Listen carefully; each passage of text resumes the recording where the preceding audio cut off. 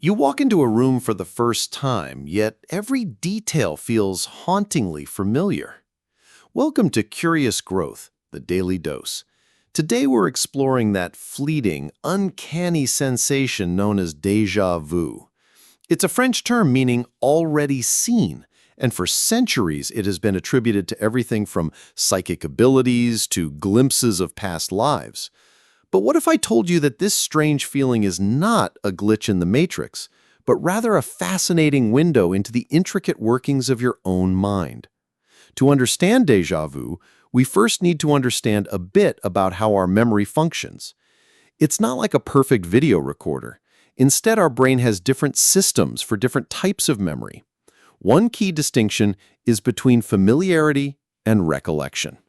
Familiarity is that instant gut feeling that you've encountered something before, but you can't quite place the context. Think of seeing a person in a coffee shop who seems familiar, but you have no idea from where. Recollection, on the other hand, is the conscious act of retrieving specific details about a past event. It's not just knowing you've seen that person before, but remembering their name, where you met, and the conversation you had. Most modern theories of déjà vu center on a temporary hiccup between these two systems. One popular theory is the split perception idea. Imagine you're walking into a new place and you're momentarily distracted. Your brain processes the scene very quickly on an almost subconscious level.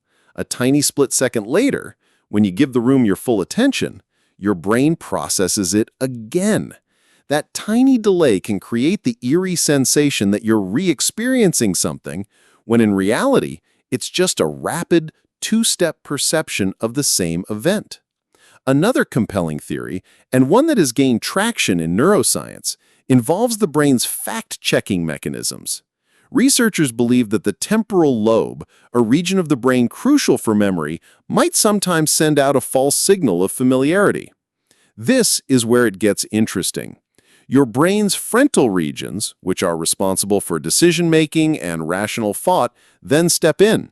They do a quick cross-check and realize, wait a minute, there's no actual memory to back up this feeling of familiarity.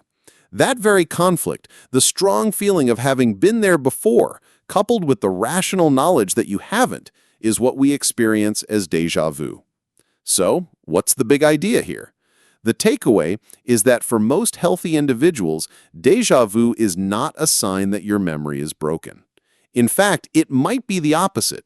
It can be a sign that your brain's memory monitoring system is working well. It's catching an error, a false sense of familiarity, and flagging it for you. It's like your internal fact checker is saying, this feels familiar, but the evidence isn't there. This is why younger people, whose brains are often more active and whose fact-checking regions are in peak condition, tend to experience déjà vu more frequently.